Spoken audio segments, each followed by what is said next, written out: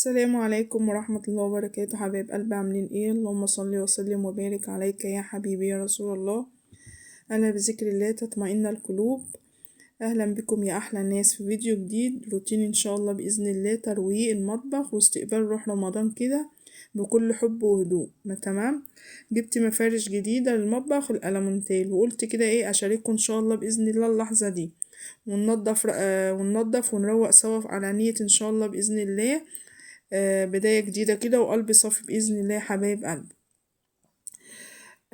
حبايب قلبي، لو أول مرة تشوف القناة بتاعتي ياريت يا حبايب قلبي متنسونيش بدعوة حلوة كده من قلبكم، وتصلوا على الرسول في التعليقات، واشتركوا في القناة فضلا وليس أمرا، وتفعلوا زر الجرس عشان إن شاء الله بإذن الله يوصلكم مني كل جديد. اللهم بلغنا رمضان لا فاقدين ولا مفقودين، وبارك لنا فيه، واغفر لنا ذنوبنا، وتقبل منا صالح الأعمال. يا رب الشهر ده يدخل علينا بالفرج والرزق والستر وراحة البال، ويكتب لنا كل واحد نفسه في حاجة إنها تشوفها قدام عينيها. يلا يا حبايب قلبي كده نبدأ كده ونروق مطبخنا على نية إن شاء الله شهر رمضان، إن بيوتنا تفضل إن شاء الله عامرة بالذكر والطاعة والبركة. تمام. يلا يا حبايب قلبي كده، زي ما انتم شايفين بقى كده، انا كل فيديو ليا انا ايه مش فرشه اصلا، ما فرش خالص في المطبخ الالمونتال، فانا جبت بقى ايه يعني كده حاجات على قد كده. قلت نفرش بقى المطبخ كده ونغير شكله. هنا بقى يا حبايب قلبي زي ما انتم شايفين نزلت كل حاجه من المطبخ كده، هغسل كل العلب دي زي ما انتم شايفين كده هنزلها كلها. يلا بقى قومي بقى، كفايه كده. لو انتي لسه ما عملتيش حاجه قومي بقى، خلاص ما فاضلش الا ايام يعني بسيطه خالص، وان شاء الله يجي علينا الشهر الكريم. انا بقى ايه هرش فيه بقى ال دوت بتاع ازالة الدهون، عشان لو في اي حاجة يعني لازقة او كده ايه تطلع معايا بسهولة. هنا بقى كده انا رشيته زي ما انتم شايفين اهو كده. تمام. خليكي معايا لاخر الفيديو، والله العظيم المفارش هتعجبك قوي وجميلة وسعرها رخيص، المتر منها ب30 جنيه. وايه يعني برضك هتجيبي برضك وايه، وان شاء الله باذن الله هتقضي وتبقى كويس. وهقولك برضك يعني هتقضي ازاي لو انت جايبه، حتى لو مطبخك مترين ولا كده، هقولك لو انت جبتي بس 3 متر هقولك هيقضوك ازاي. اذكروا الله كده وصلوا على الرسول يا حبايب قلبي في التعليقات. تمام. وما تنسوش اللايك الحلو بتاعكم يا حبايب قلبي، عشان تعرفين ان اللايك بيدعم القناه. بالله عليكم بالله عليكم ما تنسوا اللايك، واتفرجي بس على الفيديو والله لاخره كده هيعجبك اوي. هنا بقى زي ما انتم شايفين رشيت بقى اللي هو بتاع ازالة الدهون دوت. انا برضك هبقى اشوف لكم اسمه ايه لاني مش فاكره بصراحه هو اسمه ايه، بس بصراحه جميل. واصلا المطبخ الالمونتال يعني ترش عليه كده، بصي تسيبيه يا دوبك دقيقتين اتنين وبحته قماشه بس، مش هقولك سلك وايه، وهتعملي كده هيتمسح معاك على طول.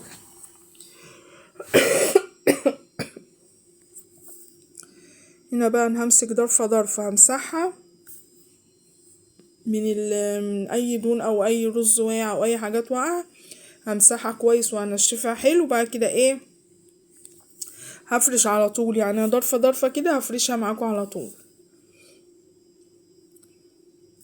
وهقول لكم على حاجه يا حبايب قلبي في اخر الفيديو برضك، عشان ندمت جدا جدا جدا ان انا جبتها، ويا ريت لو كده انتوا كمان ما تجيبوهاش وما تعملوهاش، عشان والله بجد يعني بصوا ندمانه جدا ومخليه الدنيا مش حلوه خالص معايا. هنا بقى المفارش دي زي ما قلت لكم المتر منها ب30 جنيه، جميله او عمليه وتنفع تتغسل. ماشي. انا بقى هقطع بقى ايه يعني هظبط كده المفرش كده في قلب الضلفه وهقطعه حته حته. تمام.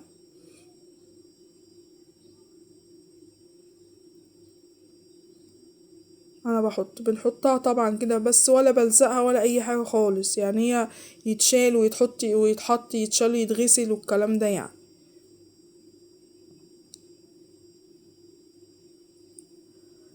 لا حول ولا قوه الا بالله العلي العظيم. بص شكله جميل بصراحه والله العظيم بجد، يعني انا كنت هجيب اللي هو بيلزق ده، بس بصوا استحاله ان انا اجيبه تاني اصلا. شايفين اصلا الظروف عامله ازاي، يعني انا اصلا ده ملزوق اهوت، انا مش عارفه اشيله. تعبت بجد منه، يعني مش عارفة اشيله خالص، لازق وما بيطلعش يلا ما اللي عمل زي كده ما يكررهاش تاني. ما فيش احسن بصراحة من المفارش اللي بتتشال وبتتحط دي، جميلة ومريحة وما بتتعبش حتى وانت جاي تشيلها ولا اي حاجة خالص. بصوا والله ما عارفة اشيله خالص، عشان ان انا اجيب السكينة او اقعد اكحته كده فهيبوظ لي الدنيا وهيجرح لي الالمونتال، فانا مش هينفع ان انا ايه اقعد اكحت بالسكينة.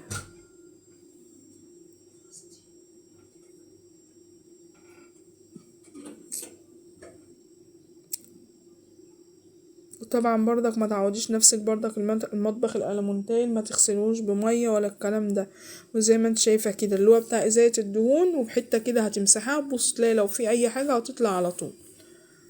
دي يا ولاد بقى، انا يا ولاد اول مرة اعرف ان انا قصيرة والله العظيم. واقفة على الجردل مش طايلة خالص المطبخ. بصوا بقى. هو بقى مقشر بقى كده، مش عارفة يعني التقشير دوت بس والله انا ببرمي عليه مية، بس مش عارفة ايه السبب بقى. لا حول ولا قوة الا بالله. بصوا مقشر ازاي. يلا بقى، يلا بقى كده قومي بس كده تشجعي انتي كده. بص والله العظيم، بص لو قمتي بدأتي بحاجة واحدة هتبص تلاقيكي خلصتي دي ودخلتي على دي وهتلاقي نفسك فوقتي واستريحتي وشغل العيد بقى مش هيبقى قوي يعني، لان انتي طبعا ايه في حاجات كتير انتي عاملاها، فممكن تبقى ايه حاجات خفيفة كده ان شاء الله بإذن الله. معلش انا خارجة من دور برد والله ما يعلم بالله ربنا. حتى الدراب بردك كده بص يا ولاد والله يا لهوي، كل لما اشوف منظر اللزق اللي انا كنت لازقاه ازعل واندم ان انا عملت حاجه زي كده. نصيحه مني بلاش تجيبي اللزق اللي هو بيلزق ده وتلزقيه على اي حاجه، ولا على حيطه ولا على اي حاجه خالص. معلش يا حبيب قلبي، اطفي التليفون بتاعي اعمله وده طيران يرنوا على التليفون بتاع جانا، معلش. هنا بقى يا حبايب قلبي العلبه البيضه دي طبعا كان عندي شويه دقيق كده فضيتهم فيها ايه بدل الكيس، تمام. لان انا كنت حاطه في شنط وكده فلقيت الدنيا متبهدله، فانا ايه لقيت العلبه دي كده قلت ايه احط فيها. هنا بقى طبعا الضرفه اللي تحت اللي انا بعمل فيها دي طبعا ايه اللي انا بحط فيها سكر والشاي والبن والحاجات دي. انا اصلا كنت واقفه كمان على كنت واقفه على الجردل وطايله والله العظيم بالعافيه. هنا برضك هنا هحط المفرش برضك زي ما انتوا شايفين كده، وممكن انت ايه بتقصي بالطول او بالعرض، فانت قصي بالعرض عشان خاطر ايه تطلعي الحته مظبوطه ما يكونش فيه زياده من جوه. الحته برضك الزياده اللي جوه دي ممكن انت برضك ايه هتحتاجها في مكان تاني. فزي ما انت شايفه كده انا ايه يعني مش بدخل قوي المفرش لغايه جوه قوي، انا ايه يعني بعمل يعني خلي ربعه كده من ورا عريان، تمام. وبقرب شويه بالمفرش كده عشان حتى ايه يعني يقضي معايا يعني. لان انا بصراحه كنت جايبه 3 متر بس. هنا بقى هكمل بقى البطرمانات بتاع السكر، البطرمان بتاع السكر دوت، والبطرمان التاني ده كنت جايبه بني كده وحاطه فيه واحط الشاي بقى زي ما انت شايف ده سحلب يا ولاد، اللي هو في البطرمانات البيضه دي سحلب.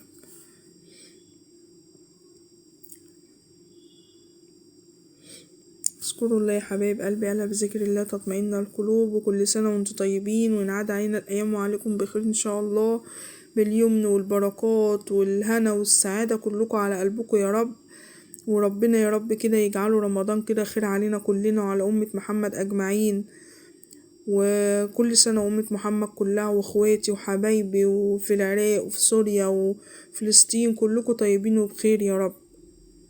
يا رب يعد كلها يا رب ونخرج كلنا منه مبسوطين، وربنا يا رب كده يكتب لنا كده النور ونطلع منه يا رب كده مجبورين الخاطر، ونطلع منه ربنا يحقق لنا كل اللي احنا نفسنا فيه عاجلا ام آجلا ان شاء الله بإذن الله.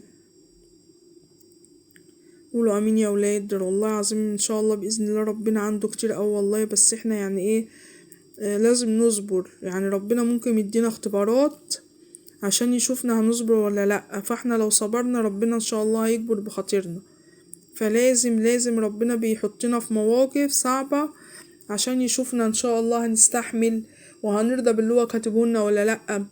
وبرضك بيدينا حاجات حلوة برضك، ونبقى احنا فرحانين بالحاجات الحلوة دي والمواقف الحلوة اللي بتعدي علينا. ومرة واحدة ممكن يدينا موقف يزعلنا عشان يشوفنا برضك، يعني لما بيدينا حاجة تفرحنا بنفرح، وما بيشوفنا بيدينا حاجة مثلا هتزعلنا احنا بنزعل، فهو عايز يشوفنا احنا صابرين ولا لأ. فاحنا لازم ربنا يجعلنا من الصابرين ان شاء الله بإذن الله. وان شاء الله كل محنة وكل دين وكل حاجة هتعدي ان شاء الله. ربنا يا رب يفك دين كل مديون، ويسد ديون الناس كلها، وما يخليش حد يا رب ينام ابدا وهو مديون ولا زعلان ولا اي حاجة خالص. الحمد لله. بصوا بقى يا ولاد، بصوا شكل اللزق عامل ازاي، والله العظيم. بصوا يعني انا متضايقة من المنظر بجد، يعني انا لزقته ندمانة جدا والله ان انا لزقته، واقعد احاول ان انا اطلع فيه يطلع منه شوية، وبعد كده الاقي نفسي زهقت اقوم سايباه. فبالله عليكم محدش يلزقه بجد، وحش والله ومقرف كمان. هو المفارش اللي هي بتتشال وتتحط دي احسن حاجة. طبعا هتلاقي حاجة وقعت عليها مش عارفة ايه، هتشيلها تغسليها وتنشريها وتيجي تفرشيها تاني. انما اللزق ده بقى الواحد بيبقى ساعات يعني ايه بيشوف يعني بيبص للمظهر بس، مش بيبص بعد كده. ان انا مثلا لو انا فرشت ده بعد كده هعرف اطلعه ولا. احنا مش بنفكر في كده، احنا بنفكر في بنشوف شكل الحاجة ولا حلوة يبقى هنلزقها، ما بنفكرش في حاجة تانية. بس ايه رأيكم في المفارش بقى؟ اكتبولي في التعليقات بقى ايه رأيكم في المفارش دي، جميلة ورخيصة وحلوة وجبت على قد يعني. في ظرف انا مش حاطه فيها مفارش للاخر، انا جايباها لقدام شويه كده عشان ايه المفارش تقضي معايا.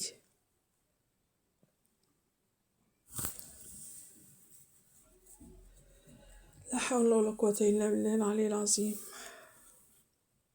ان شاء الله بقى باذن الله كده اكتبولي في التعليقات هتفطروا ايه اول يوم رمضان، عشان نشوف كده ايه. يعني الشعب المصري كله بيبقى متفق على حاجه معينه كده بيعملها اول يوم رمضان.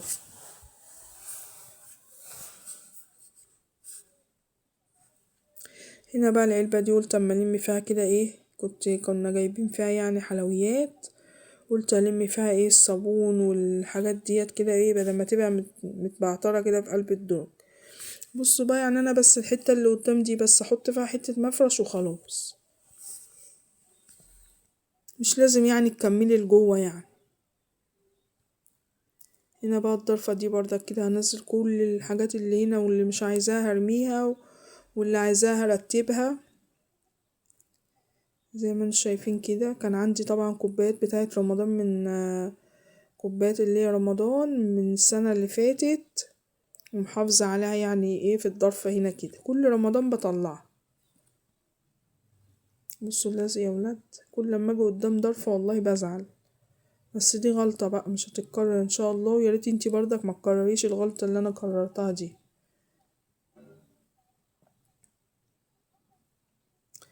امسح كده. بص بقى انا كنت نسيت وايه وحطيت المنظمات دي ورجعت نزلتها تاني، نسيت ان انا افرش المفرش. هقوم بقى انزلها تاني دلوقتي بعد ما ارصها وايه، وهرجع احط تاني المفرش وارجع احطهم تاني. بقى انا كده يا ولاد خلصت الحتة اللي فوق ماشي. والله العظيم يعني هو الواحد تعب بس في الاخر والله يعني ايه شكله بتحس ان انتي عملتي تغيير كده. هنا بقى الضرفة اصلا بتاع الضرفة دي مكسورة، ربنا يسهل ان شاء الله. اني سألت عليها الألمونتال غالي، وسألت عليها يعني لقيتها هتعدي بصراحة، فانا قلت ربنا يسهل وايه ويرزقنا كده هعملها ان شاء الله.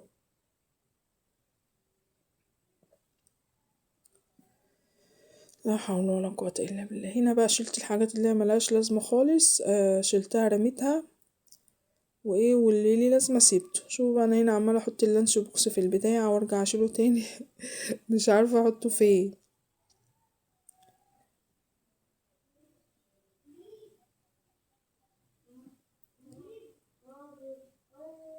صلى على النبي يا حبايب قلبي، واذكروا الله، لا بذكر الله تطمئن القلوب.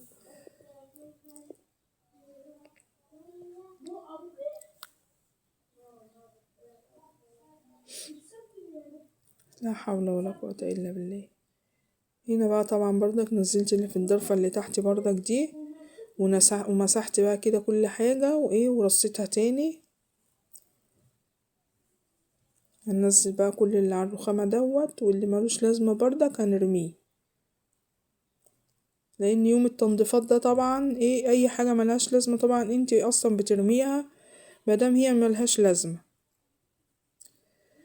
هنا بقى بمسح بقى كده الورد اللي محطوط على الرخامة ده كده مسحة حلوة، وامسح الرخامة بقى مسحة حلوة. وبرضك الرخامة بصوا مقشرة برضك، غلطة عمري برضك ان انا خليت الراجل ايه دهنهالي.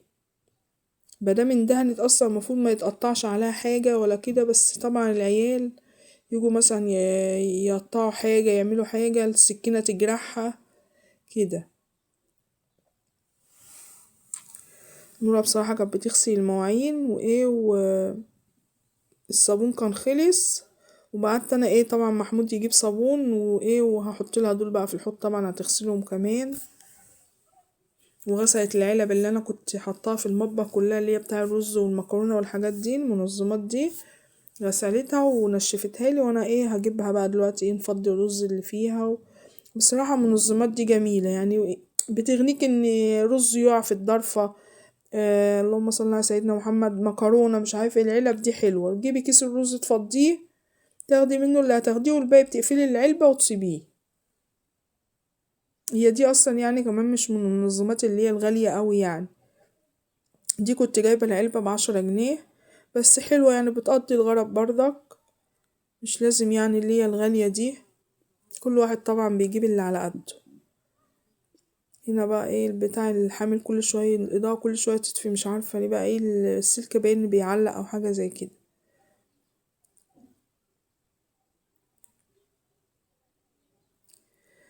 لا حول ولا قوة إلا بالله العلي العظيم. وانا النهاردة بقى ان شاء الله يا حبايبي قلبي ايه هعمل معاكم بس المطبخ الألمونتال، وان شاء الله بإذن الله اما اجي افرش حاجة رمضان ايه هبقى طبعا ايه المطبخ كله هيبقى طبعا متروق، والشكل النهائي بتاعه هتشوفوه ان شاء الله بفيديو تاني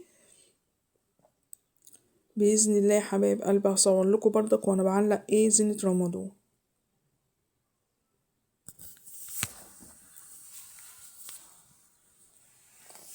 اذكروا الله يا حبايب قلبي، الا بذكر الله تطمئن القلوب.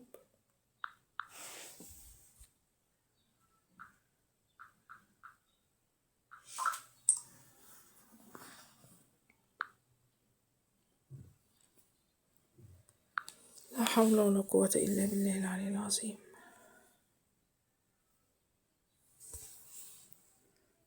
كده بقى يا حبايب قلبي يكون الفيديو بتاعي خلص. روتين النهارده يا حبايب قلبي، يا رب الفيديو يعجبكم وخدوا منه كده طاقة حلوة وراحة زي اللي انا حسيتها وانا بروق المطبخ. اللهم اجعل بيوتنا بيوت طاعة وراحة وسكينة. اللهم ارزق كل واحد بيتفرج على الفيديو بتاعي فرحة، فرحة كبيرة تنسيه يا رب كل التعب. واللهم اشف مرضانا ومرضى المسلمين وفك كرب كل مهموم وارزق كل مشتاق باللي نفسه فيه يا رب العالمين. ولو حبيتوا الفيديو بتاعي يا حبايب قلبي ما تنسوش تعملوا لايك وتشتركوا في القناة عشان نكبر سوا بإذن الله، واكتبوا لي كومنت حلو كده اللهم بلغنا رمضان عشان ندعي لبعض إن شاء الله. تمام.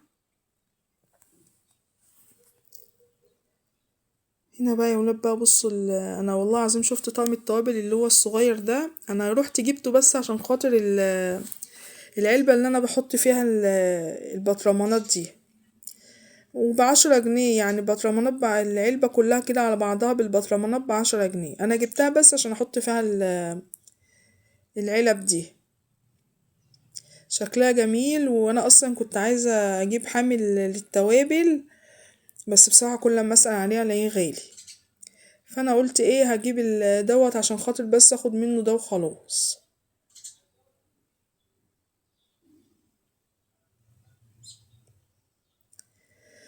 لا حول ولا قوة الا بالله. ايه رأيكم بقى يا حبايب قلبي؟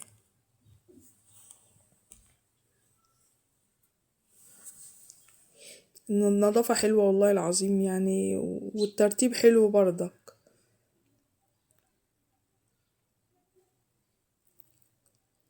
متنسوش بقى تقولوا لي رأيكم يا حبايب قلبي في التعليقات. ماشي، وتدعولي دعوة كده حلوة كده عشان ايه تدوني طاقة يا ولاد كده اكمل واصور لكم كل حاجة والله ان شاء الله بإذن الله في رمضان. تمام ان شاء الله بإذن الله. لو لقيتكم كاتبين لي تعليق حلو هصور لكم كل حاجة في رمضان وهشارككم كل حاجة.